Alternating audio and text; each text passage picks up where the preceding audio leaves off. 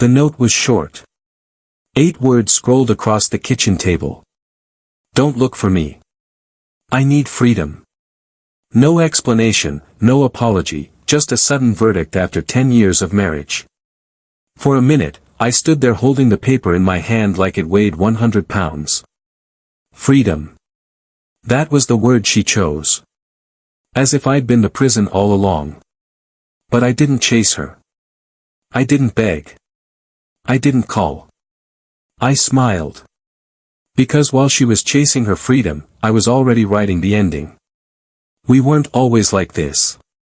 Once I thought she was my anchor, my confidant, the one person who understood me when the rest of the world demanded masks and pleasantries. We built a home together, whispered promises in the dark. I gave her everything she asked for, stability, comfort, a future. But love, when it's taken for granted, curdles into entitlement. She grew restless. Nights out with friends became more frequent. Her phone, once left on the counter, was now glued to her hand. She smiled less at me, more at the glowing screen. I wanted to believe it was just boredom, routine. But suspicion has a way of sharpening your vision. You start noticing the silences, the small lies, the perfume that lingers when she comes home late. And then the note. Her freedom, my sentence. She thought she had written the final line.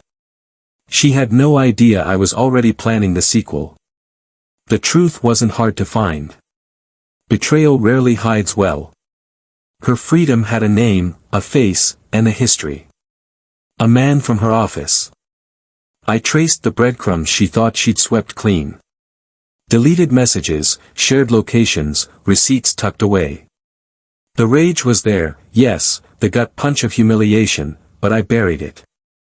Anger is loud, messy, easy to dismiss.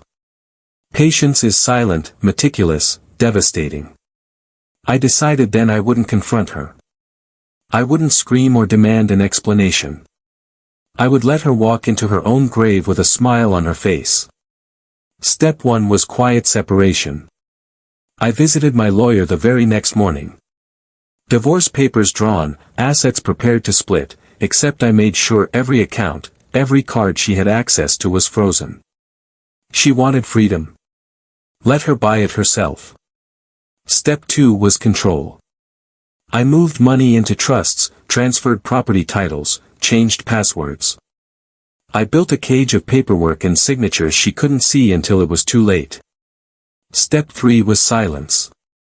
I didn't call her, didn't look for her. I let her think she'd broken me. Let her imagine me curled in the dark, waiting. Desperation makes people careless. And finally, step 4, timing. The court date was set. My lawyer sent her notice. She would have to return eventually. And when she did, I would already be 10 moves ahead. While she played house with her freedom, I booked a vacation. A deliberate show of nonchalance. Sunlight, beaches, photographs of me smiling with a glass in hand.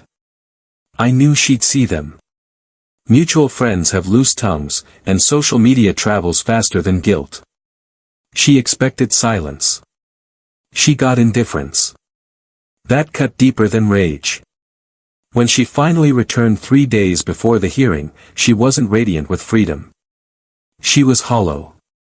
The man she ran to had no intention of keeping her. She was just another thrill, easily replaced. And when she tried to use the cards, the accounts, she found nothing but declined transactions. Her independence was suddenly very expensive. I imagined her face each time she swiped and failed. That, more than any words, was my revenge beginning to take shape. The real moment came outside my lawyer's office. I stepped out of the car, calm, pressed suit, everything in order.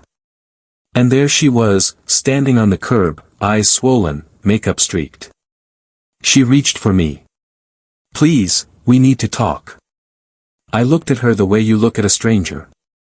"About what?" Her voice cracked. "I made a mistake.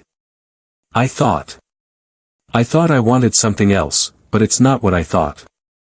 I want to come home." The irony nearly made me laugh. The same lips that wrote, "Don't look for me," now begged me to see her. I leaned closer, just enough for her to feel hope, then crushed it. "There is no home. You burned it." Her sobs drew stares from people passing by. I didn't care. Let them see. Let them witness her collapse while I walked past untouched. Inside, my lawyer slid the papers across the table. I signed without hesitation. Outside, she crumbled in silence. That was the last time I saw her as my wife. After that day, she became just another name in a file. I didn't hate her. Not anymore. Hate would have meant she still held a piece of me. What I felt was colder, sharper, closure. She wanted freedom. I gave it to her. Stripped of comfort, stripped of safety, stripped of me. She mistook kindness for weakness. She thought love was eternal, unconditional. But even the most patient man has limits. Now when I think of her, I remember the note and I smile, because she was right. She needed freedom, and I gave it to her. Permanently.